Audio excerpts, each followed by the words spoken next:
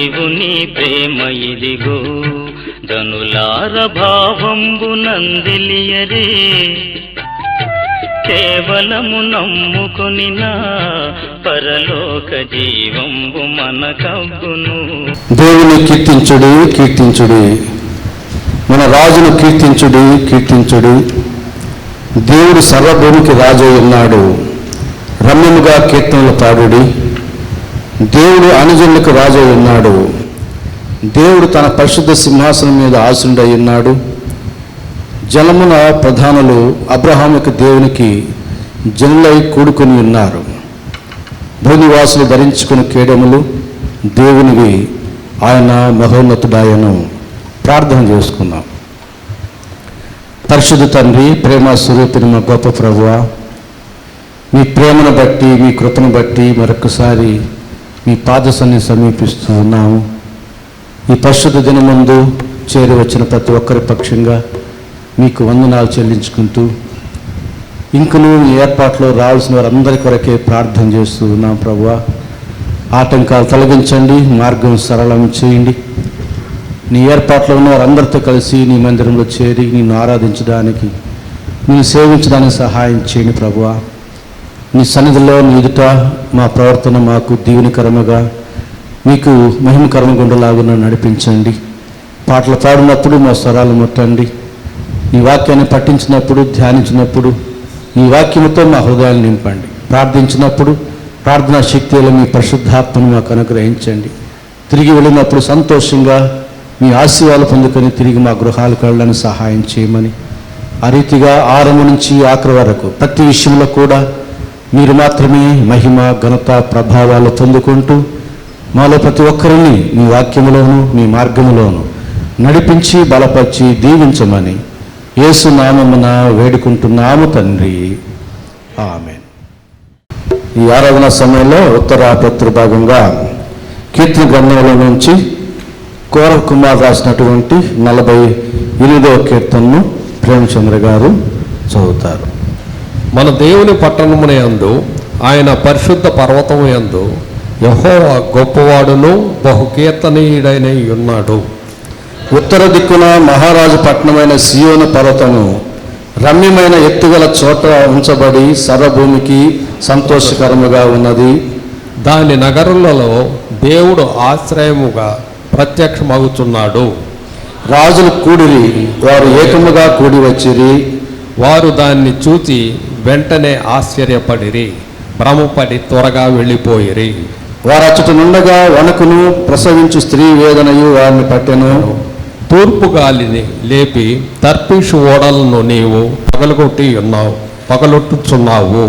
సైన్యములకు అధిపతి యెహోవా పట్టణమునందు, మన దేవుని పట్టణమునందు మనము విన్నట్టుగానే జరుగుట మనము చూచి ఉన్నాము. దేవుడు నిత్యముగా దాన్ని స్థిరపరిచి ఉన్నాడు. దేవా, మేము నీ ఆలయం నందు నీ కృపను ధ్యానించితిమి. దేవా, నీ నామం ఎంత గొప్పదో, నీ కీర్తియు భూదిగంతముల వరకు అంత గొప్పది. నీ కుడి చెయ్యి నీతితో నిండి ఉన్నది. నీ న్యాయ విధులను బట్టి సియోను పర్వతము సంతోషించునుగాక, యూదా కుమార్తెలు ఆనందించుదురుగాక. ముందు రాబో తరములకు దాని వివరము మీరు చెప్పినట్లు సియోను చుట్టూ తిరుగుచు దాని చుట్టూ సంచరించుడి. దాని బురుదులను లెక్కించుడి, దాని ప్రాకారములను నిదానించి చూడుడి. దాని నగరులో సంచరించి దాన్ని చూడుడి. ఈ దేవుడు సదాకాలం మనకు దేవుడై ఉన్నాడు, మరణము వరకు ఆయన మనల్ని నడిపించును. ఆమేన్. ప్రత్యేకమైన పాటలు ఉన్న మొదటిగా సృష్టి వచ్చి పాట పాడుతుంది. రేపు ఆ బిడ్డ బర్త్డే, ఈరోజు పాట పాడాలని అడిగింది, అవకాశం ఇస్తున్నాం. తర్వాత కె సురేంద్ర బాబు వచ్చి మరొక పాట పాడి వినిపిస్తాడు.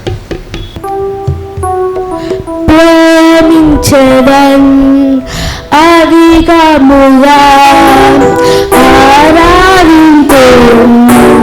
ఆసక్తితో ప్రేమించెదా, అధికముగా ఆరాధించెను. ఆసక్తితో నిన్ను నా మనసుతో ఆరాధించెను. నా మనముతో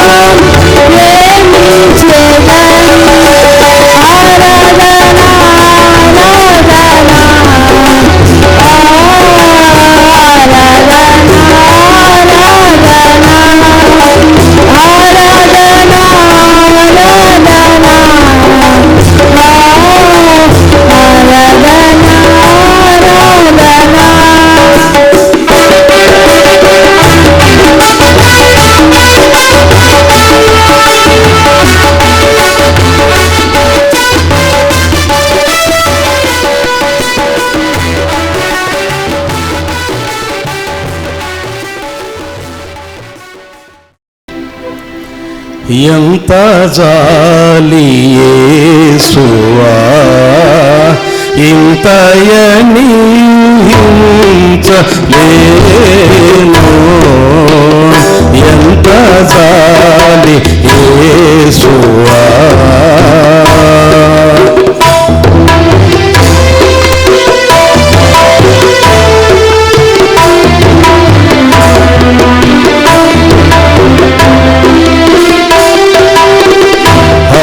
హానికరుడా హింసకుడను దేవదూషకుడను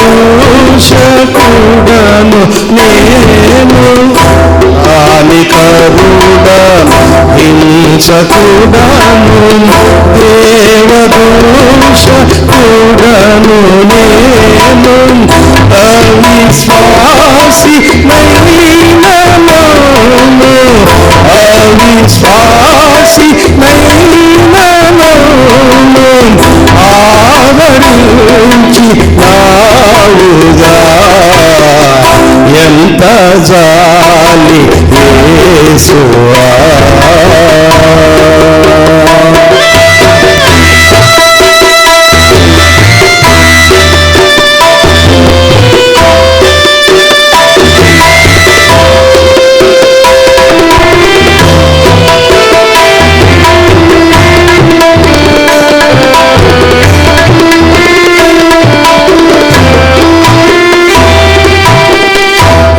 రక్షకుండా నాకు బదులు శిక్షణను భరించినావు రక్షకుండా నాకు బదులు శిక్షణను భరించినావు సిలువయందు సోమశిల్లి సిలువయందు సోమశిల్లి సావందితివి నాకై ఎంత జాలి యేసువా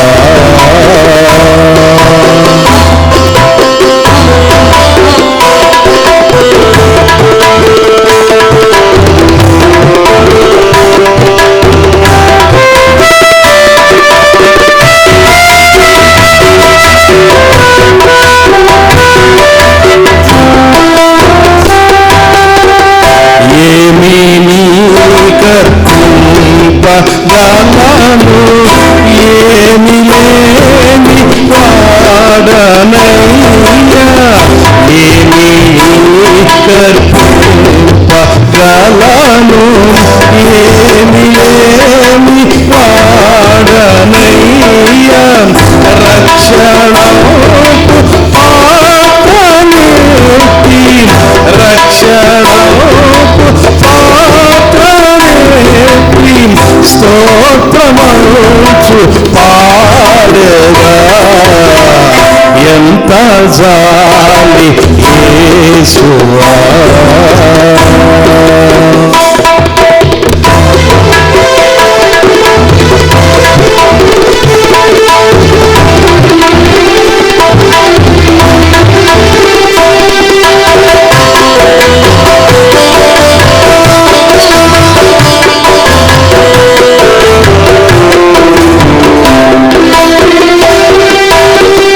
నేను బ్రతుకు దినములని క్షేమమెల్ల వేళలందు నేను బ్రతుకు దినములని క్షేమమెల్ల వేళలందు నిశ్చయముగా నీవు నాకు నిశ్చయముగా నీవు నాకు ఇచ్చువాడ ప్రభువా ఎంత జాలి యేసువా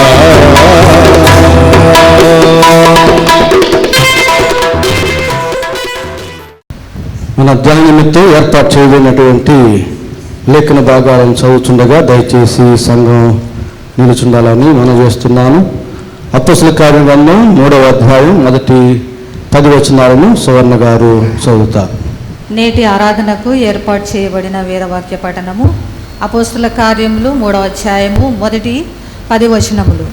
పగలు 3 గంటలకు ప్రార్థన కాలమును పేతురును యోహానును దేవాలయమునకు ఎక్కి వెళ్ళుచుండగా పుట్టినది మొదలుకొని కుంటివాడైన ఒక మనుష్యుడు మోసుకొని పోబడుచుండెను. వాడు దేవాలయంలోనికి వెళ్ళువారిని భిక్షమడుగుటకు కొందరు ప్రతిదినము వానిని శృంగారమును దేవాలయపు ద్వారమునొద్ద ఉంచుచూ వచ్చిరి. పేతురును యోహానును దేవాలయంలో ప్రవేశింపబోవునప్పుడు వాడు చూచి భిక్షమడుగగా పేతురును యోహానును వానిని తేరి చూచి మా తట్టు చూడుమనిరి. వాడు వారి యొద్ద ఏమైనా దొరుకునని కనిపెట్టుచు వారి యందు లక్ష్యముంచెను. అంతటా పేతురు, వెండి బంగారములు నా యొద్ద లేవు గాని నాకు కలిగినదే నీకిచ్చుచున్నాను. నజరేయుడైన యేసుక్రీస్తు నామమున నడువుమని చెప్పి వాని కుడి చెయ్యి పట్టుకొని లేవనెత్తెను. వెంటనే వాని పాదములను చీలమండలను బలము పొందెను. వాడు దిగ్గున లేచి నిలిచి నడిచెను. నడుచుచు గంతులు వేయుచు దేవునిని స్తుతించుచు వారితో కూడా దేవాలయంలోనికి వెళ్ళెను. వాడు నడుచుచు దేవుని స్తుతించుట ప్రజలందరూ చూచి శృంగారమును దేవాలయపు ద్వారమునొద్ద భిక్షము కొరకు కూర్చుండిన వాడు వీడే అని గుర్తెరిగి వానికి జరిగిన దానిని చూచి విస్మయముతో నిండి పరవశులైరి. దేవుడి కొద్ది మహిమలు దీవించునుగాక.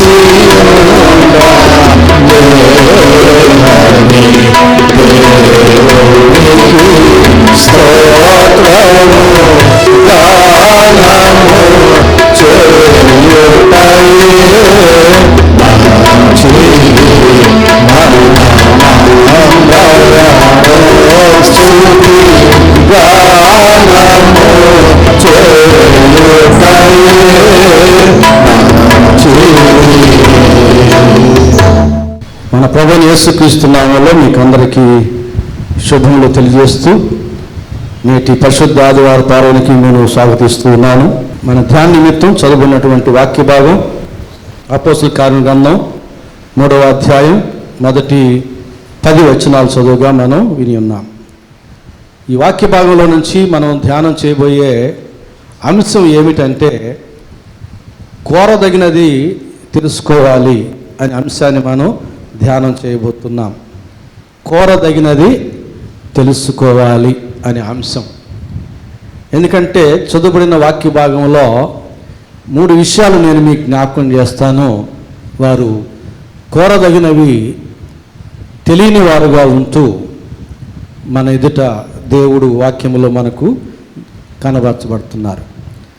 కనుక ఈ లోకంలో కోరదగినది ఏమిటో తెలుసుకోవడం మనకు ఆశీర్వాదకరం. ఉదాహరణకి అన్న వస్త్రాలు వీటిలో కోరదగినది ఏమిటి? అన్న వస్త్రాలు కోరదగినవి. అన్న వస్త్రాలు మనకెందుకు? ఆకలి తీర్చవు కదా.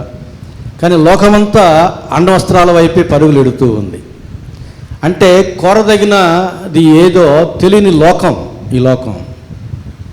అలాగే శరీరానుసారమైన జీవితమా, ఆత్మానుసారమైన జీవితమా? లోకమంతా శరీరానుసారమైన జీవితం వైపు పరుగులెత్తూ ఉంది. కనుక మనకేం అర్థమవుతుంది? ఆత్మానుసారమైన జీవితమే కోరదగినది అని తెలియని లోకముగా ఈ లోకం కనబడుతూ ఉంది. అలాగే దేవుడా దయమా, ఏది కోరదగినది? లోకమంతా ఎక్కువగా దయ్యాల వైపే పరుగులెడుతున్నాయి. అందుని బట్టి మనకు అర్థమవుతున్నది ఏమిటి? దేవుడు కోరదగిన వాడు అని తెలియని లోకముగా ఈ లోకం మన ఎదుట కనబడుతూ ఉంది. ఇలాగున అనేక విషయాల్లో మనం పరిశీలన చేసుకుంటే కోరదగినవి ఏమిటో తెలియని పరిస్థితి మనకు స్పష్టంగా కనబడతాయి. అయితే దేవుని ప్రజలముగా మనం కోరదగినవి ఏమిటో స్పష్టంగా ఎరిగిన వారమై ఉండి వాటి కొరకే మనం ప్రయత్నించే వారముగా ఉంటే దేవుని చేత మనము దీవించబడతాం. అలాగే చదువుకున్న వాక్య భాగంలో కూడా కోరదగినవి తెలియనటువంటి ప్రజలు కనబడుతూ ఉండగా మనకు దృష్టాంతముగా దేవుడు వారిని మనకు కనబరుస్తూ ఉండగా మన జీవితాలను యథార్థంగా స్వపరీక్ష చేసుకోవాలని మనం చేస్తూ ఉన్నాను. పెంతెకోస్తు దినము అయిన తర్వాత పేతురు ఒక ప్రసంగం చేశాడు. మొట్టమొదటి ప్రసంగంలో 3,000 మంది పట్టబడ్డారు. తర్వాత పుట్టుకతోనే కుంటివాడుగా పుట్టిన భిక్షకుడిని స్వస్థపరిచి ఆ కార్యానికి ఆశ్చర్యచకితులై ఆకర్షితులై కూడి వచ్చిన వారి మధ్య పేతురు నిలిచి మరొక ప్రసంగం చేసినప్పుడు అప్పుడు 5,000 మంది పట్టబడ్డారు. చదువుకున్న వాక్య భాగం కొనసాగింపుగా పోతూ ఉంటే మనకు ఆ విషయాలు కనబడతాయి. 3వ అధ్యాయం మొదటి 10 వచనాలు మనం చూసినట్లయితే ఆ రెండో ప్రసంగానికి ప్రారంభ వాక్యాలు ఇవి. పగలు 3 గంటల వేళ దేవుని ఆలయంలో అది ప్రార్థనా సమయం. ఆ సమయానికి అనేక మంది దేవుని మందిరానికి ఎవరు వస్తారు? ప్రార్థనా పరులు వస్తారు, ప్రార్థన చేయడానికి వస్తారు. దేవుని మందిరానికి వెళ్ళి ప్రార్థన చేసుకుందామని ఆశ కలిగిన వారు వారి యొక్క నిద్రను కూడా, అది నిద్రించే సమయం, భోంచేసి నిద్రించే సమయం, నిద్రను కూడా వారు జయించిన వారై ప్రార్థన చేయాలి. నిద్రపోవట కంటే ప్రార్థించడమే ఆశీర్వాదం అని తెలుసుకున్న వారు పగలు 3 గంటల వేళ దేవుని మందిరానికి వస్తూ ఉన్నారు. అలాంటి వారు వచ్చే దగ్గర భిక్షం అడిగితే వారు మంచి మనసు కలిగిన వారు గనక ఇస్తారు అని చెప్పి భిక్షకులు కూడా దేవుని మందిరం యొక్క ద్వారముల దగ్గర కూర్చుంటారు. అలాంటి క్రమంలో భాగంగా ఒక వ్యక్తి పుట్టినది మొదలుకొని కుంటివాడై ఒక మనుషుడు మోసుకుని పోబడుచుండెను. వాడు దేవాలయంలోనికి వెళ్ళి వారిని భిక్షం అడుగుటకు కొందరు ప్రతి దినము వారిని శృంగారమును దేవాలయపు ద్వారమునొద్ద ఉంచుచూ వచ్చిరి. పుట్టినది మొదలుకొని కుంటివాడిగా ఉన్న వ్యక్తి దేవుని ఆలయము దగ్గర, శృంగారం అనే ద్వారము దగ్గర ప్రతిరోజు కూర్చుండి పెట్టబడేవాడు. దేనికంటే భిక్షము అడగడానికి. ఈరోజు కూడా యథారీతిగా ఆ కుంటి భిక్షకుడు ఆ ద్వారము దగ్గర ఉన్నాడు.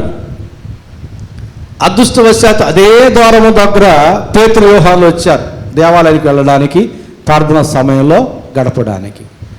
ఆ దేవాలయానికి చాలా ద్వారాలు ఉన్నాయి, కానీ వీరి అదృష్టం ఏమిటంటే పేతురు యోహానులు ఆ ద్వారము గుండా వెళ్ళడానికే వచ్చారు. వచ్చినప్పుడు ఏం జరిగింది? 3వ వచనం, పేతురు యోహాను దేవాలయంలో ప్రవేశించబోనప్పుడు వాడు చూచి భిక్షం అడుగగా. ఏమడిగాడండి? భిక్షము అడుగగా. వీడికి ఈ ఇద్దరు పేర్లు తెలియదు, పేతురు యోహానులని తెలియదు, వారిద్దరు యేసుప్రభు శిష్యులని తెలియదు, వారిద్దరు అపోస్తలులని తెలియదు, వారు పరిశుద్ధాత్మ శక్తిని పొందుకున్న వారు పెంతెకోస్తు దినాన్ని అని కూడా తెలియదు, వారు స్వస్థపరుస్తారని కూడా తెలియదు, ఏమీ తెలియదు. తెలిసి ఉంటే పేతురు యోహాను ఏమడుగుతాడు? అయ్యా నన్ను స్వస్థపరచండి అని అడుగుతాడు. ఎందుకంటే స్వస్థపరిచే శక్తి కలిగిన వారు, యేసుని కలిగిన వారు, యేసు యొక్క అపోస్తలులైన వారు. కనుక వారిని గురించి ఇతడు ఎరిగి ఉంటే అయ్యా నన్ను స్వస్థపరచము అని అడుగుతాడు. ఏమీ తెలియదు గనక ఏమడిగాడు? భిక్షం అడిగినాడు. మార్కు సువార్త 10వ అధ్యాయం 17 నుంచి 27 వరకు చూస్తే ఒక యవనస్తుడు యేసు ప్రభు దగ్గరికి వచ్చి నిత్యజీవం పొందాలంటే నేను ఏమి చేయాలన్నాడు. నిత్యజీవాన్ని ఇచ్చేది యేసు ప్రభు, అది తెలియదు వాడికి. తెలిసి ఉంటే అయ్యా నాకు జీవము దయచేయమని అడిగేవాడు.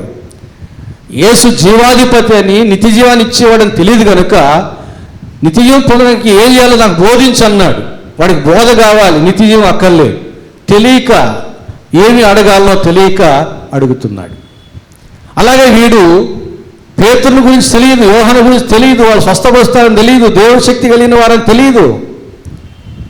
కానీ తెలియని కారణాన అడగవలసినది అడగలేకపోతున్నాడు. కానీ అలవాటు ప్రకారంగా ఏమడుగుతున్నాడు? భిక్షం అడుగుతున్నాడు. ఎంతమంది క్రైస్తవులు దేవుణ్ణి భిక్షం అడుగుతున్నారో, దేవుణ్ణి అడగవలసినవి అడగకుండా భిక్షం అడిగేటట్టు క్రైస్తవులు చాలామంది ఉన్నారు. దేవుణ్ణి ఏమడగాలి? ఆయనకి ఇష్టమైనవి అడగాలి, ఆయనకు సంబంధించినవి అడగాలి. జబదయి కుమారులు వచ్చి అడిగారు, మీరు ఏమి అడుగుతున్నారో మీకు తెలియదు అన్నాడు. దేవుణ్ణి ఏమడగాలి? దైవ సంబంధమైనవి అడగాలి, ఆత్మ సంబంధమైనవి అడగాలి, పరలోక సంబంధమైనవి అడగాలి. మన యొక్క జీవితానికి భక్తి మార్గంలో నడవడానికి ఏం అవసరం అన్నీ అడగాలి. అందుకే యేసుప్రభువు అంటాడు, మీరు నా యందు ఉండి మీరు ఏమి అడగతారో అడగండి, అప్పుడు అవన్నీ మీకు అనుగ్రహించబడును అన్నాడు. దేవుని యందు ఉంటే, దేవుని యందు ఉన్నవారు దైవ సంబంధమైనవే అడుగుతారు. లోకము కొరకు, లోక సంబంధమైన వాటి కొరకు అడగరు. అందుకని కొలస్సీ 3:1 ఏం చెబుతుంది? మీరు పైనున్న వాటినే కానీ భూలోక సంబంధమైన వాటి మీద మనసు పెట్టుకొనకొడి. మనం ఏమడగాలి? పైనున్న వాటినే, పరలోక సంబంధమైన వాటిని అడగాలి. ఏమి అడగాలో తెలియదు. దేవుణ్ణి ఏమి అడగాలో తెలియదు. తెలియకుండా ఏమేమో అడిగేస్తూ ఉంటాం. నేర్చుకోవాలి, తెలుసుకోవాలి. ఈ వ్యక్తి పేతురు యోహాను చూచి భిక్షను అడగగా 4వ వచనం, పేతురును యోహానును వారిని తేరి చూచి మా తట్టు చూడుమనిరి. వాడు వారి యొద్ద ఏమైనా దొరుకునని కనిపెట్టుచు వారి యందు లక్ష్యం ఉంచాను. అంతటా పేతురు, వెండి బంగారములు నా యొద్ద లేవు గాని నాకు కలిగినదే నీకిచ్చుచున్నాను. నజరేయుడైన యేసుక్రీస్తు నామమున నడుమని చెప్పి ఏం చేశాడండి? వీళ్ళిద్దరూ అతని తట్టు చూసి వీళ్ళిద్దరూ ఏకీవించాడు, మా తట్టు చూడమనిది. వారి దగ్గర ఏమైనా దొరుకుతుందేమో, చిల్లరిస్తారో, నోట్లు ఇస్తారో, వెండి బంగారాలు ఇస్తారో అని ఆశతో ఎదురు చూస్తూ ఉన్నాడు. అప్పుడు ఏమన్నాడు పేతురు? మా యొద్ద నువ్వు మనసులో ఆశించే వెండి బంగారాలు లేవు, నాణ్యములు లేవు, డాలర్లు లేవు, దీనారాలు లేవు. నీ మనసులో ఆశిస్తున్నావు కదూ, అవేమీ లేవు మా దగ్గర. నేను కలిగినదే నీకు ఇస్తూ ఉన్నాను. ఏం కలిగి ఉన్నాడు పేతురు? యేసుని కలిగి ఉన్నాడు. ఈయనలో ఉన్న యేసుని తీసి ఆయనకి ఇచ్చేయగలడా? ఆయనకి ఇచ్చేస్తే ఈయనకి యేసెట్ట? పేతురికి ఇవ్వలేడు.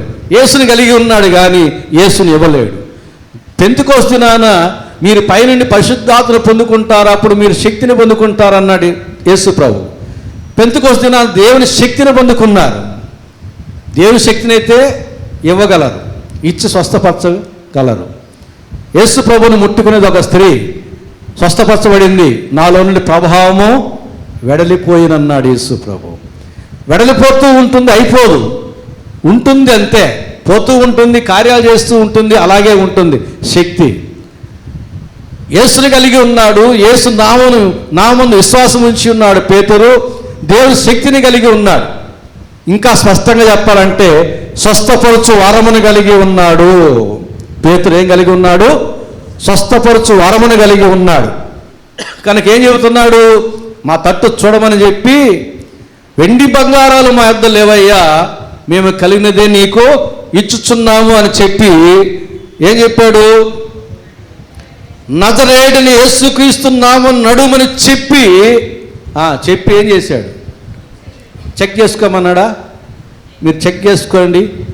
మీరు చెక్ చేసుకుని బాగా నడిచే వాళ్ళు మాత్రమే స్టేజ్ మీదకి వచ్చి సాక్షి చెప్పండి, బాగా నడవలేని వాళ్ళు మాత్రం అక్కడే ఉండండి అని చెప్పాడా? ఏం చెప్పాడు?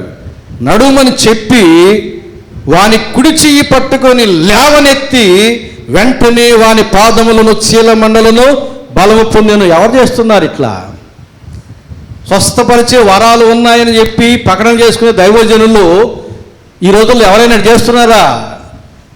నజరైన యేసుక్రీస్తు నామమున నడుమని చెప్పి చెయ్యి పట్టి పైకి లేవనెత్తి స్వస్థపరిచేవారు.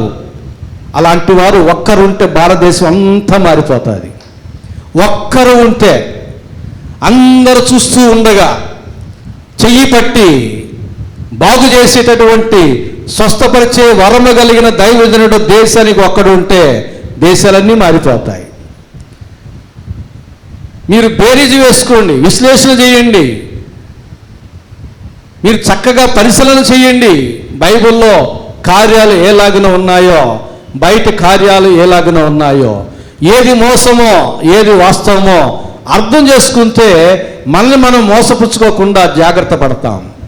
పేతురు ఏం చేశాడు? కలిగినదే ఇస్తూ ఉన్నాను, నజరేయుడైన యేసుక్రీస్తు నామమున నడుమని చెప్పి, అప్పుడు కుంటివాడిగానే ఉన్నాడు. కుంటివానిగా ఉన్న వారితో ఏం చెప్తున్నాడు?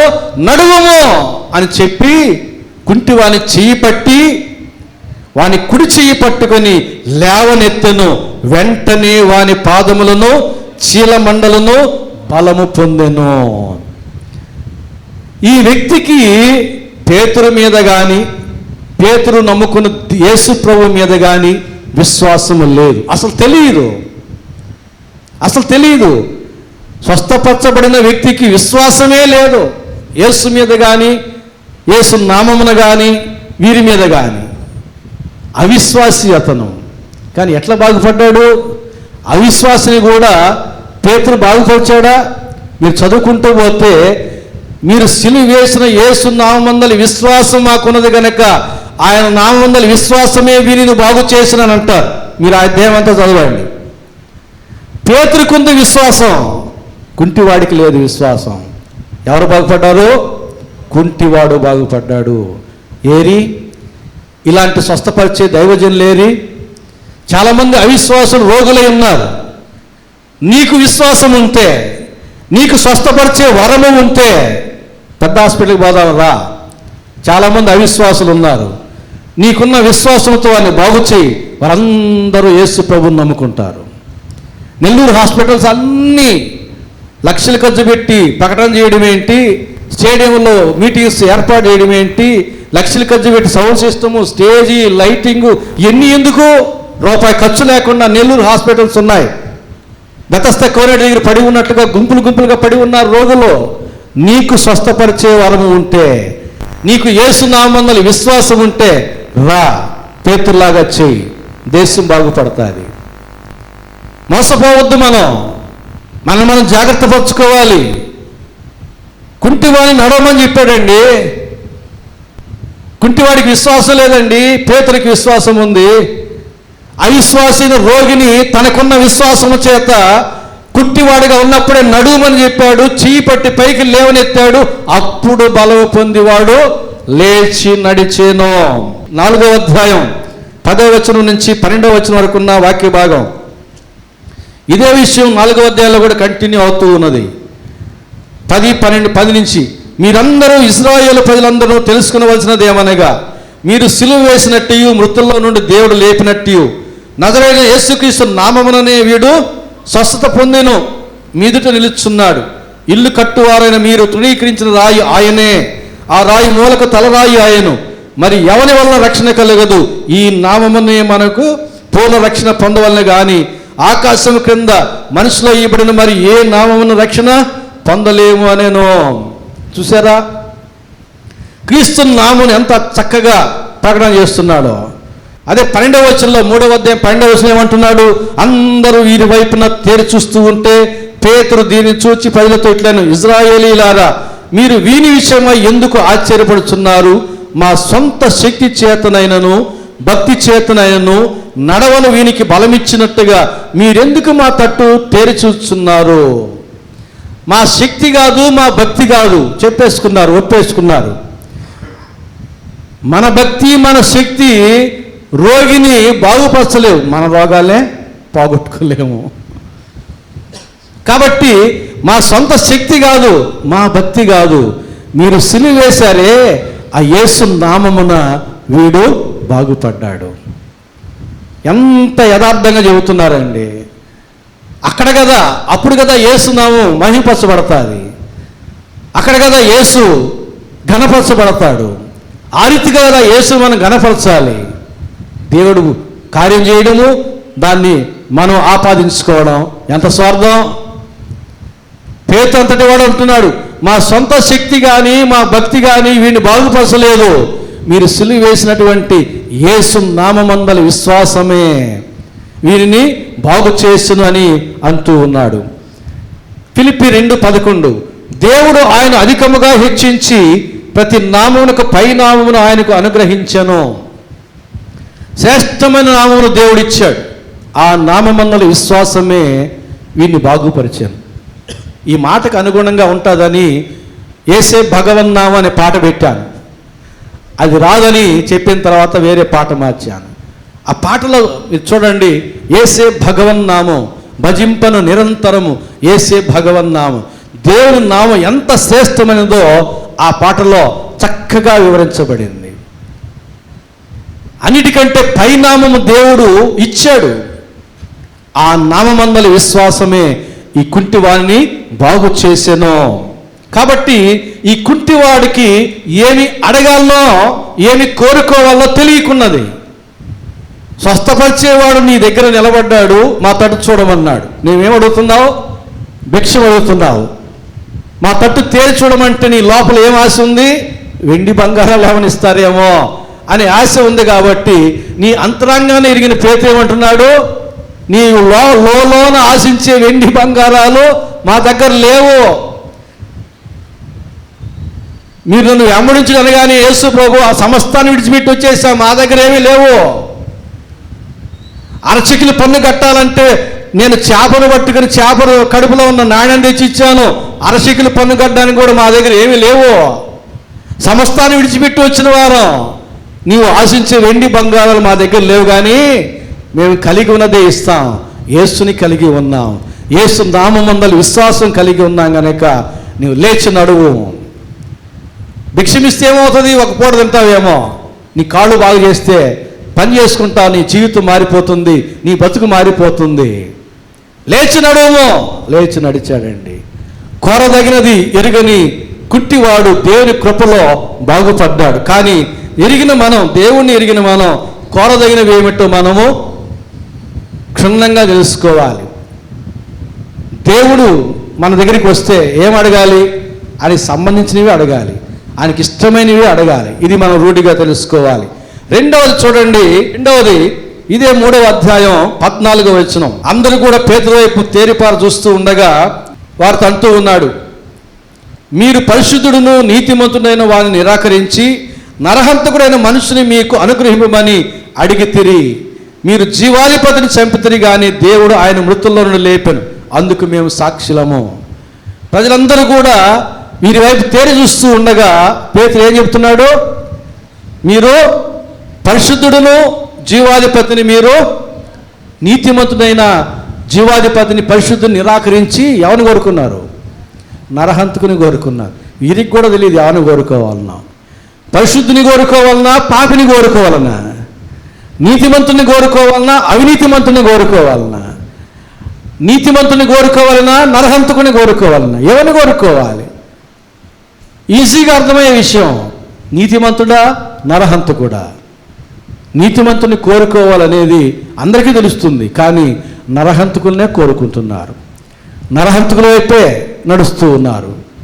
ఆది నుండి వాడు నరహంతకుడు అని ఎవరి గురించి చెప్పబడ్డాడు? సాతాను. సాక్షాత్ దేవుడు చెప్పాడు, ఆది నుండి వాడు నరహంతకుడై ఉన్నాడు, వాడు స్వభావాన్ని అనుసరించి అబద్ధమాడుతాడు. వాడు ఎవడు? సాతానుడు. ఎంతమంది సాతాన్ని కోరుకుంటూ ఉన్నారు? ఎంతమంది పరిశుద్ధుడైన దేవుణ్ణి కోరుకుంటూ ఉన్నారు? మనమైతే ఏమి కోరుతున్నాం? దేవుణ్ణి కోరుతున్నామా? సాతాన్ని కోరుకుంటున్నామా? పరలోకాన్ని కోరుతున్నామా? భూలోకాన్ని కోరుతున్నామా? మోక్షాన్ని కోరుకుంటున్నామా? నరకాన్ని కోరుకుంటున్నామా? ఏమి కోరుకుంటూ ఉన్నాం? ఆ కుంటివాడైతే స్వస్థతను కోరుకోవాలి, కానీ తెలియని కారణాన వాడు భిక్షం అడుగుతూ ఉన్నాడు. అలాంటి క్రైస్తవులు ఎంతోమంది ఉన్నారని మనం ఎరిగి ఉన్నాం. ఇక్కడ ప్రజలు స్వస్థపరచబడిన వ్యక్తిని చూస్తున్నాడు. వాడు ఏం చేస్తున్నాడు తెలుసా? ఆశ్చర్యకరంగా చూడండి. వాడు దిగ్గున లేచి 8వ వచనం, వాడు దిగులు లేచి నిలిచి నడిచాను, నడుచుచు గంతులు వేయచ్చు, దేవుని స్తుతించుచు వారితో కూడా దేవాలయంలోనికి వెళ్ళాను. ఎవరు స్తుతిస్తున్నాడండి? దేవుణ్ణి స్తుతిస్తున్నాడు. ఏమని? యెహోవా దేవుని స్తోత్రం అంటున్నాడా? నజరైన యేసుక్రీస్తుకి స్తోత్రం అంటున్నాడా? పేతురు ఏ నామమును స్వస్థపరిచాడు? నజరైన యేసుని యూదులందరి సమక్షంలో, ఇజ్రాయెల్ అందరి సమక్షంలో, యెహోవా అనే పేరుతో దేవుడు ఆరాధించబడుతున్న దేవాలయంలో నజరైన యేసును స్వస్థపరిచిన ఆయనకి స్తోత్రం అంటూ ఉన్నాడు, గంతులు వేస్తూ ఉన్నాడు. ప్రత్యేకమైనదిగా ఉంది వాడి కేక, ప్రత్యేకమైనదిగా ఉంది ఆ పరిశుద్ధ నామం. అరే వీడి కుంటివాడు కదా, వీడేమిటి నజరైన యేసుకి స్తోత్రం అంటున్నాడు అని అందరూ ఆకర్షితులయ్యారు. తేరిపారు చూస్తూ ఉంటే పేతురు అంటున్నాడు, మీరు పరిశుద్ధుడును నీతిమంతుడైన వారిని నిరాకరించి నరహంతకుని కోరుకున్నారు, బరబ్బను కోరుకున్నారు. మీకు కూడా తెలియడం లేదు, దేవుణ్ణి కోరుకోవాలన్న విషయం మీకు తెలియడం లేదు, అజ్ఞానంలో ఉన్నారు. కనుక మీరు నరహంతకుని కనుక మీరేమైపోయినారు? బరబ్బను కోరుకున్న మీరు యేసయ్య రక్తాపరాధం వలన నశించిపోయారు. ప్రభునందు ప్రియులారా, మనము ఎలాంటి వారమై ఉన్నాం? శిలువ మీద ఇద్దరు దొంగలు ఉన్నారు. డిస్మస్ అనే దొంగ, అయ్యా నీ రాజ్యంలో నన్ను జ్ఞాపకం చేసుకో అన్నాడు, యేసు రాజ్యాన్ని కోరుకున్నాడు. డెస్ట్రాస్ అనే దొంగ ఈ లోక జీవితంలో దొంగ బతుకునే కోరుకున్నాడు, నిన్ను నీవు రక్షించుకు నన్ను కూడా రక్షించు అన్నాడు. చూసారా, శిలువ మీద ఉన్నారు, మరణావస్థలో ఉన్నారు, యేసు ప్రభు పలికిన మాటలు వింటూ ఉన్నారు. ఏమి కోరుకోవాలనో తెలియని వాడుగా డెస్ట్రాస్ ఉంటున్నాడు. నిన్ను నీవు రక్షించుకో, నన్ను కూడా రక్షించు, నాకు ఇంకా దొంగ బతుకులో చాలా ఆశ ఉంది అనే రీతిగా వాడు ఏమి కోరుకోవాలో తెలియక వాడు ఆ మాట అంటున్నాడు. పక్కన తోటి దొంగ ఈ లోకాన్ని కోరుకోవడంలే, పరలోకాన్ని కోరుతూ ఉన్నాడు. ప్రభునందు ప్రియులారా, మనం ఏమి కోరుకోవాలనో మనం తెలియకపోతే ఎట్లా? మనం దేవుని యందు భయభక్తులు కలిగి జీవిస్తూ ఉంటే మనం ఏమి కోరుకోవాలో దేవుడు తెలియజేస్తాడు. 25వ కీర్తన 12వ వచనం చూడండి. యెహోవా యందు భయభక్తులు గలవాడు ఎవడో వాడు కోరుకొనవలసిన మార్గమును ఆయన వానికి బోధించును.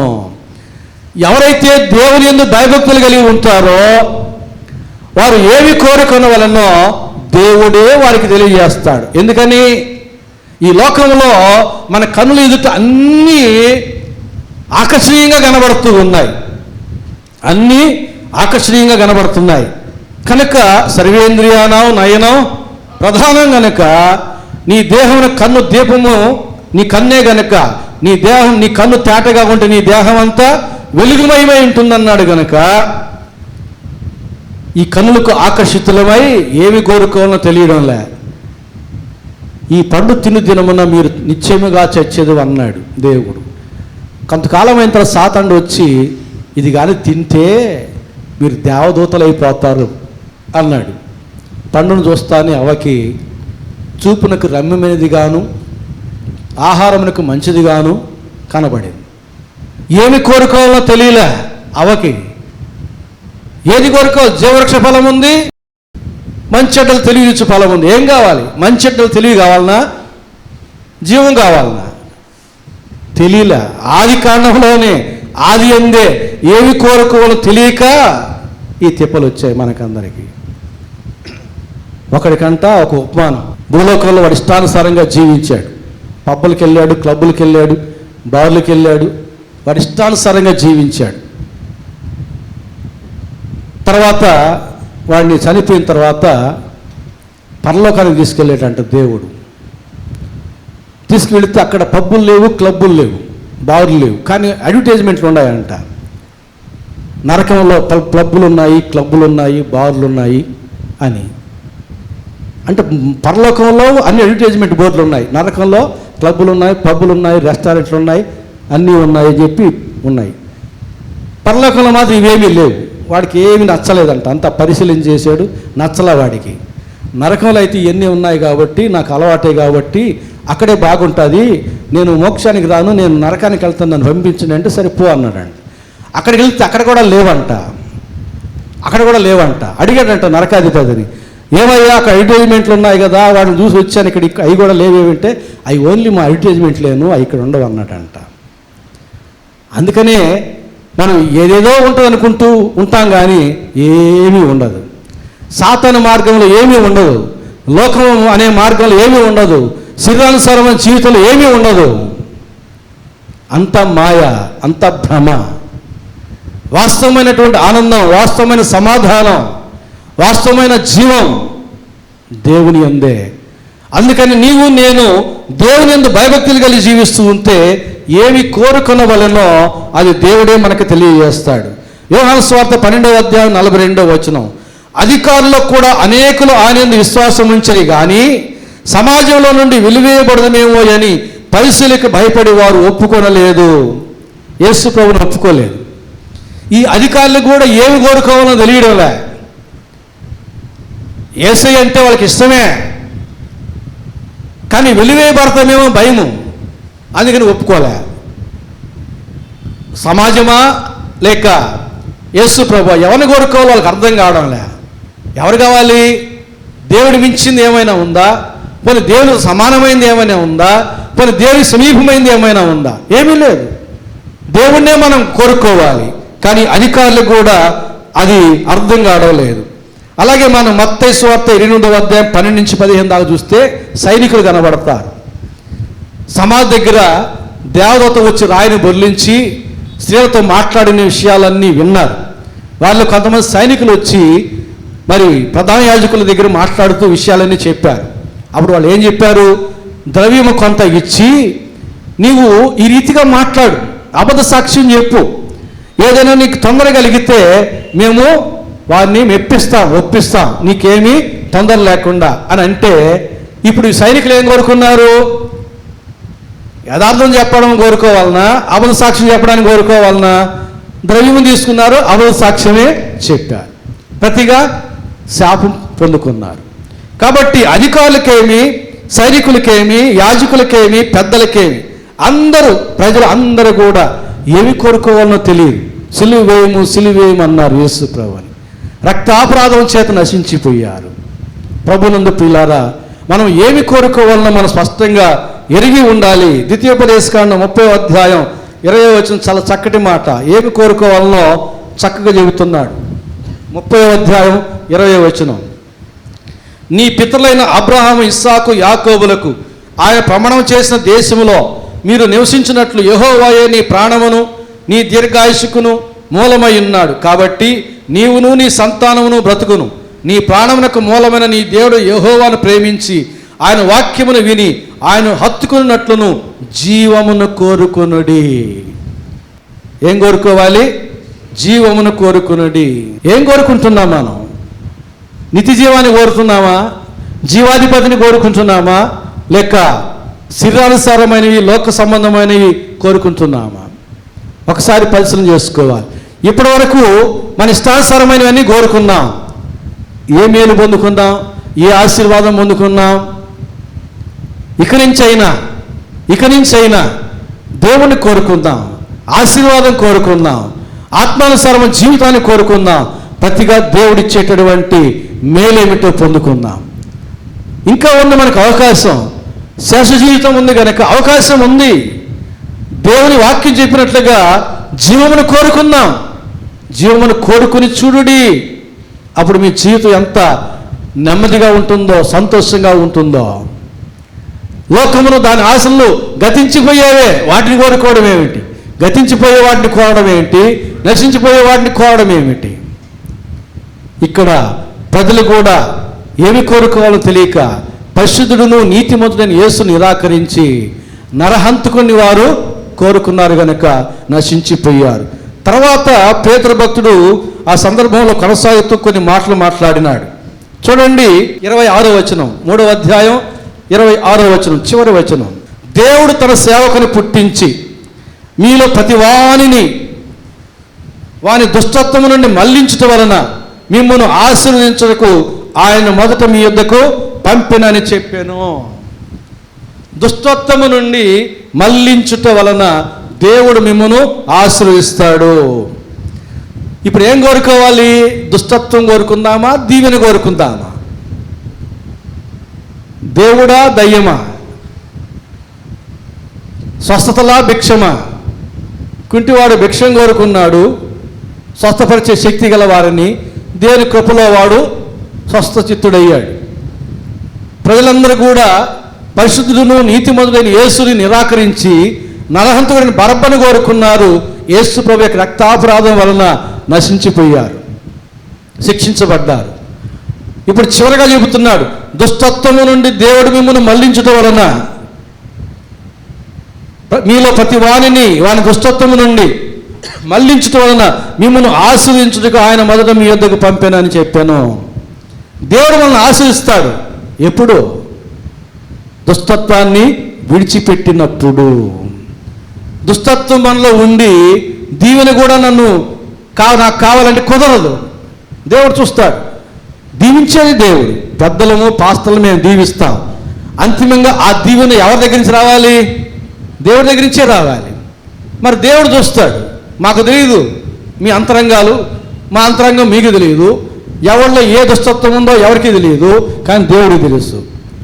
దేవుడు తెలుసు కాబట్టి ఆ దీవెన వీరికి ఇవ్వడానికి వీరు యోగ్యులా కాదా అని చూస్తాడు. ఎవరిలో దుష్టత్వం కనబడుతుందో వారికి దీవెన దేవుడు ఇవ్వడు. యెహోవా మంచి వారికి మేలు చేయము, యెహోవా దుష్టత్వాన్ని విడిచిన వారిని దీవించుము. యేసు వచ్చింది అందుకు. మీరు నా తట్టు తిరిగిన ఎడల నేను మీ తట్టు తిరిగేదను, మీరు లోకము తట్టు తిరిగిన ఎడల నేను మీకు అవిముఖుడని అయ్యుందును. మీరు దుష్టత్వం వైపు మళ్ళుకొనిన ఎడల దేవుడు మీకు అవిముఖుడై ఉంటాడు. మీరు దుష్టత్వాన్ని విడిచి దేవుడి తట్టు తిరిగిన ఎడల దేవుడు కూడా మీ తట్టు తిరిగి మిమ్మల్ని ఆశీర్వదిస్తాడని తెలియజేస్తూ ఉన్నాను. మనకొక వ్యక్తి ఉన్నాడు. ఉదాహరణగా అపోస్తల కార్య గ్రంథం 8వ అధ్యాయం చూస్తే 19వ వచనం నుంచి 21వ వచనం వరకు ఉన్న వాక్య భాగాన్ని చదువుతాను. చూడండి. సీమోన్ అనేటువంటి ఒక వ్యక్తి ఉన్నాడు. అతడు ఫిలిప్పు దగ్గర బాప్తిసం పొందుకున్నాడు. ఫిలిప్పును ఎడబాయకుండా ఉన్నాడు. ఉండి పేతురు వచ్చినప్పుడు ప్రార్థనా సహవాసం జరిగింది. పరిశుద్ధాత్మను చాలామంది పొందుకున్నారు. వీడు మాత్రం పొందుకోలే. అప్పుడు ఏం చేశాడు వీడు? వారి ఎదుట ద్రవ్యము పెట్టి, నేను ఎవరి మీద చేతులు ఉంచుదునో వాడు పరిశుద్ధాత్మను పొందినట్లు ఈ అధికారం నాకు ఈడని అడిగాను. వీడు పరిశుద్ధాత్మను పొందుకోలే, బాప్తిసం తీసుకున్నాడు. వాడి గాడి విద్యలు మానేశాడు, అంతే. పరిశుద్ధాత్మను పొందుకోలే. అంటే నీటి బాప్తిసం పొందుకున్నాడు, ఆత్మ బాప్తిసం పొందుకోలే. అంటే బాప్తిసం పొందుకున్నాడు, మిగిలిన బాప్తిసం పొందుకోలే. అంటే ఈడు ఆత్మీయంగా మరగుజ్జు. ఈయన తల మీద చేయి పెడతానంట. పరిశుద్ధాత్మ వాళ్ళు పొందుకునే అధికారం వీడికి కావాలంట. అధికారం కావాలి, దేవుని ఆత్మ అక్కర్లేదు. ఏమవుతుంది? వీడు నిత్యం చేయి పెడితే ఏమవుతుంది? వీడి పరిశుద్ధాత్మ పొందుకోలేదు, వీడు దుష్టత్వంలో ఉన్నాడు. తర్వాత వాక్యభాగం చదివితే దుష్టత్వంలో ఉన్నాడు. వీడు నెత్తిన చేయి పెడితే ఏం జరుగుతుంది? మనం క్షుణ్ణంగా తెలుసుకోవాలి. పౌలు తిమోతికి చెప్పాడు, త్వరపడి నీవు హస్త నిక్షేపణ చేయవద్దు, ఎందుకంటే పరుల పాపములో నీ వేల పాలి భాగస్థుడవై ఉంటావు. నీవు దుష్టత్వములో ఉండి, దుర్మార్గతలో ఉండి, పాపంలో ఉండి ఎవరి నెత్తినైనా చేయి పెట్టావా, అది బ్లెస్డ్ హ్యాండ్ కాదు. అది ఏ హ్యాండు? భస్మాసుర హస్తమే. పరుల పాపములో వాడి పాపం నీ తల మీదకి ట్రాన్సాక్షన్ అయిపోతుంది. అంతా డిజిటల్ ట్రాన్సాక్షనే. అది కనబడదు, వినబడదు. పాపి అయిన వాడు ఎవరినెత్తినైనా చేయి పెట్టాడంటే వాడి పాపం నీ మీదకి వస్తుంది. లేదా వాడికంటే ఇంకా ఘోరమైన పాపి అయితే నీ పాపం కూడా వాడికి వెళ్తుంది. అందుకు చెప్పాడు పౌలు, తిమోతి త్వరపడి హస్త నిక్షేపణ చేయవద్దు, పర్ల పాపంలో నీవేళ పాలిభాగస్లో అవుతావు. ఇప్పుడు ఈ సీమోను పరిశుద్ధాత్మ ముందుకోలే, బాప్తిసమే, నీటి బాప్తిసం, ఆత్మీయ మరగుజ్జే. వీడు ఎవరినెత్తినైనా చేయి పెడితే వీడి దుర్మార్గతను బట్టి వీడి పాపం కూడా వారికి ట్రాన్సాక్షన్ అయిపోతుంది. ఇంకా చూడండి. అందుకు పేతురు, నీవు ద్రవ్యం ఇచ్చి దేవుని వరం సంపాదించుకుందామని తలంచుకుని నందున నీ వెండి నీతో కూడా నశించును గాక, నీ హృదయము దేవుని ఎదుట సరైనది కాదు గనక ఈ కార్యమందు నీకు పాలు పంపులు లేవు. కాబట్టి ఈ నీ చెడుతనము మానుకొని మారు మనసు నుండి ప్రభువును వేడుకొనుము. ఒకవేళ నీ హృదయాలోచన క్షమింపబడవచ్చును. నీవు ఘోర దుష్టత్వములోను దుర్నీతి బంధకములోను ఉన్నట్టు నాకు కనబడుచున్నదని చెప్పాను. వీడి పరిస్థితి ఏంటి? ఘోర దుష్టత్వములోను దుర్నీతి బంధకములోను ఉన్నాడు. చెడుతనము వీళ్ళలో ఉంది. వీడికి ఏం కావాలట? పరిశుద్ధాత్మ కోరుకోవడంలే, అధికారం కోరుకుంటున్నాడు. ఏం కోరుకోవాలి వీడికి తెలియదు. కాబట్టి పేతురు చెప్పాడు, నీవు ఘోర దుష్టత్వములోను దుర్నీతి బంధకములోను ఉన్నట్టు నాకు కనబడుతుంది కనుక దేవుడు ఒకవేళ నేను క్షమిస్తాడేమో, మారు మనసు పొందుకో, ఈ చెడుతానే మానుకో అంటే వీడేం చెప్తున్నాడు చూడండి 24వ వచనం. అందుకు సీమోను, మీరు చెప్పిన వాటిలో ఏది నా మీదికి రాకుండా మీరే నా కొరకు ప్రభువును వేడుకోండి అని చెప్పాను. వీడు చేసుకోడు ప్రార్థన. అరే వీడి కీడు తప్పిపోయేదాన్ని వీడు కూడా చేసుకోడు ప్రార్థన. వీడి కొరకు పేతురే చేయాలా? వీడి కొరకు ఎవరు చేయాలా? వీడు చేసుకోడు. వీడు ప్రార్థన చేసుకోడు, పరిశుద్ధాత్మ పొందుకోడు. అవసరం ద్రవ్యం పెడతాడు, లంచం ఇస్తాడు, ఇచ్చి నాకు వరం కావాలంటాడు. ఎవరిని మోసం చేయడానికి? నీకు మోసం చేసుకుంటున్నావు. దేవుడిని మోసం చేయడానికి కాదు. దేవుడిని మనం మోసం చేయలేము.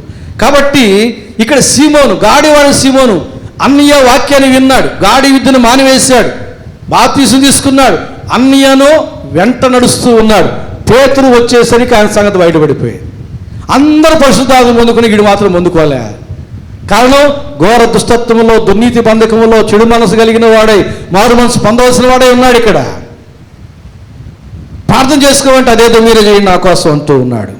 ప్రభునందు ప్రియులారా, చివరగా నేను ఒక్క మాట చెప్పి నేను ముగిస్తాను. ప్రసంగి గ్రంథం 5వ అధ్యాయం 18వ వచనం నాకు ఇష్టమైన మాట ఇది.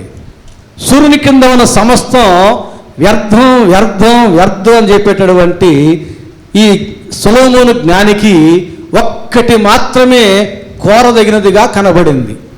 ఈ లోకం అంతటిలో, ఈ సూర్యుని కింద ఉన్న సమస్త సృష్టిలో ఒక్కటి మాత్రమే కోరదగినది కనబడింది. అదేదో చెబుతున్నాడు 18వ వచనం. మరియు కోరదగినదిగాను చూడముచ్చటైనదిగాను నాకు కనబడినది ఏదనగా, నీ సంగతి ఏందో నాకు తెలియదు.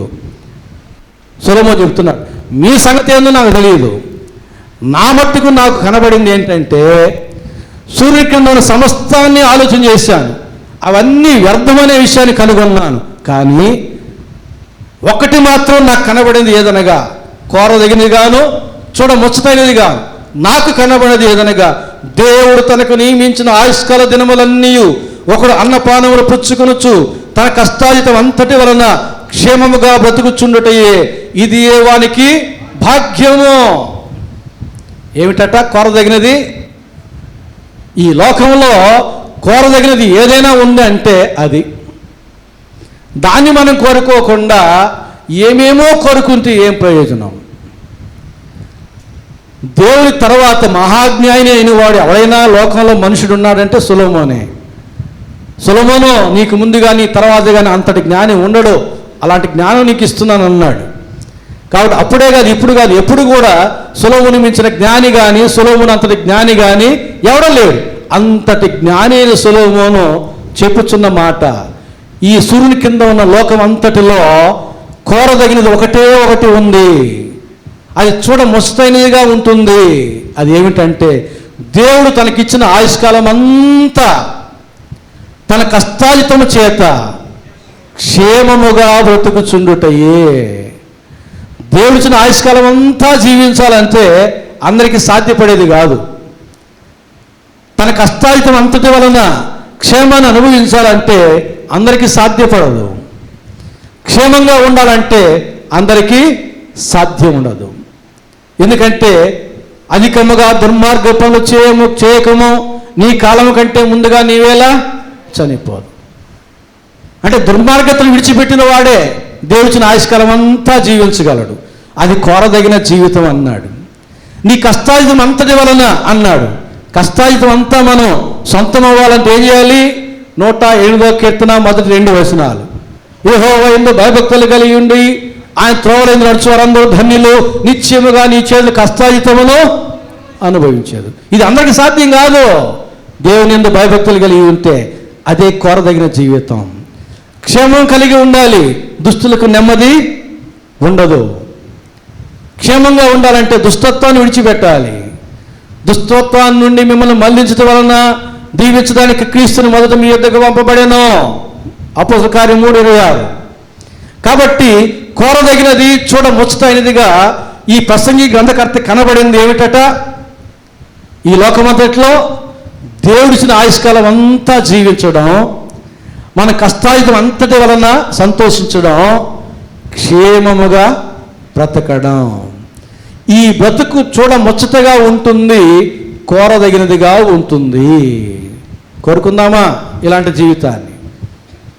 దేవుడిచ్చిన ఆయుష్కాలంలో ఒక గంట కూడా కోల్పోకుండా, ఒక రోజు కూడా నష్టపోకుండా దేవుడిచ్చిన ఆయుష్కాలం అంతా ఈ లోకంలో జీవించాలంటే దుష్టత్వాన్ని విడిచిపెట్టాలి.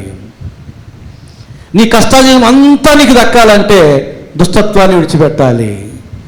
క్షేమముగా బ్రతకాలంటే దుష్టత్వాన్ని విడిచిపెట్టాలి. అది కోరదగినది, చూడముచ్చటైనది. కుంటివాడు తెలియదు పాపం పేతురు యోహాను స్వస్థపరుస్తారని. యథారీతిగా అలవాటుగా అయ్యా భిక్షమని అడిగాడు. వెండి బంగారం మా యొద్ద లేవయ్యా, నాకు కలిగినదే నీకు ఇస్తున్నాను, నాతో నేను యేసుకు ఇస్తున్నామన్నా, లేచి నడుము. లేచి నడిచాడు. యేసు నామమునకు స్తోత్రం అంటూ పరిగెత్తున్నాడు యెహోవా దేవాలయానికి. అందరూ ఆశ్చర్యపడ్డారు. 5,000 మంది కూడుకున్నారు. 5,000 మంది పేతురు ప్రసంగం విని మారు మనసు పొందుకున్నారు. కోరదగినది ఏమిటో అతనికి తెలియదు, కానీ దేవుని కృపలో స్వస్థపరచబడ్డాడు.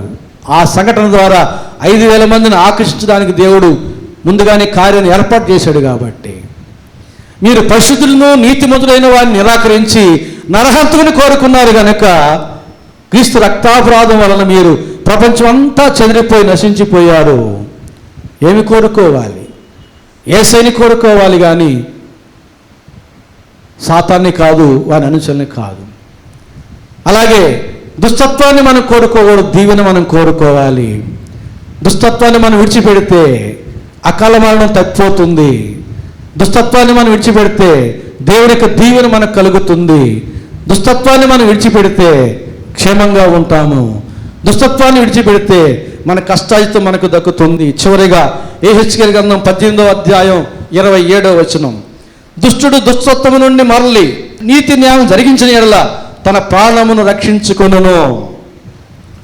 నీ ప్రాణము నీవు రక్షించుకుంటావు ఎప్పుడు? దుష్టత్వమును విడిచిపెట్టిన తర్వాత. దుష్టత్వంలో ఉంటే నీ ప్రాణం నీకు దక్కదు. నీ ప్రాణం దేవుడిచ్చిన ఆయుష్కాలం అంతా ఉండాలి, కానీ నీకు దక్కకుండా ముందుగానే పోతుంది. అందుకే అధికముగా దుర్మార్గ పనులు చేయకము, నీ కాలము కంటే ముందుగా నీవేలా. కాబట్టి ఈ వాక్యాలను వింటూ ఉన్నాం, చదువుతూ ఉన్నాం, మనకు మనసులో నాటుకుంటూ ఉన్నాయి. అయినా కానీ ఎందుకు విడిచిపెట్టలేకపోతున్నాం? తీర్మానం చేసుకోండి, తీర్మానం చేసుకుందాం దుష్టత్వాన్ని విడిచిపెట్టడానికి.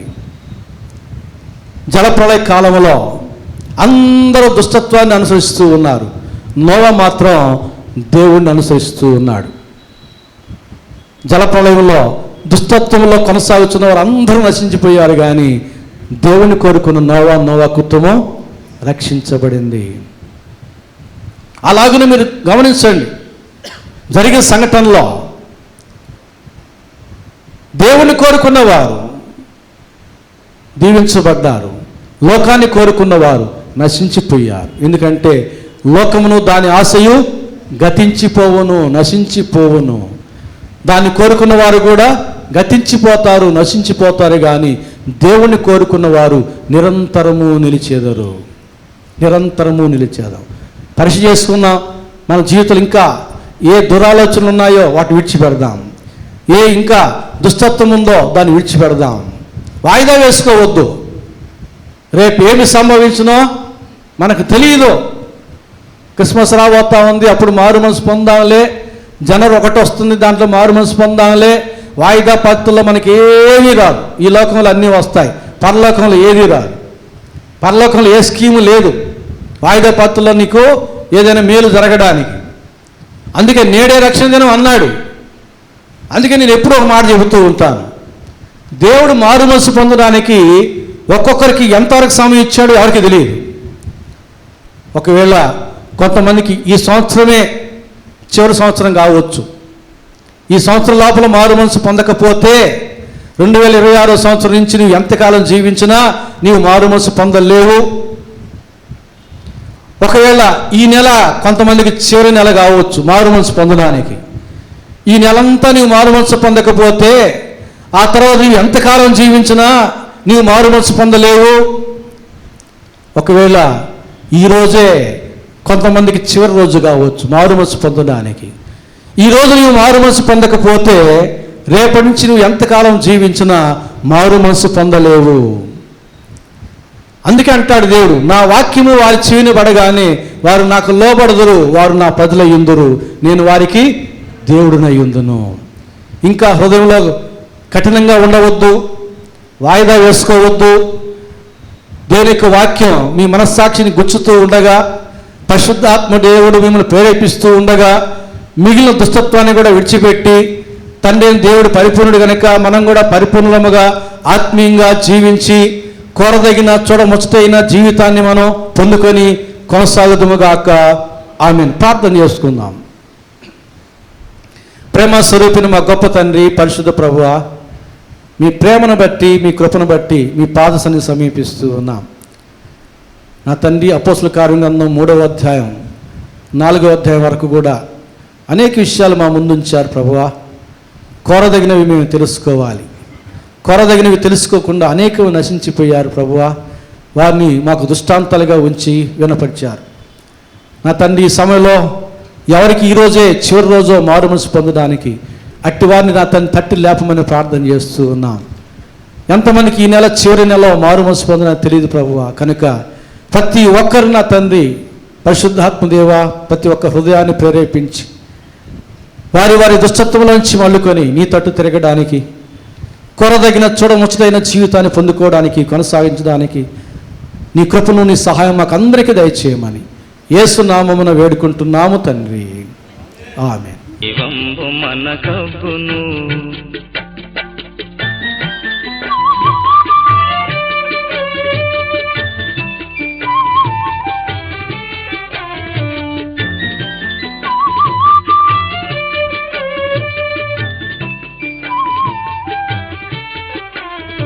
సర్వలోకము మనలను తన వాక్య సత్య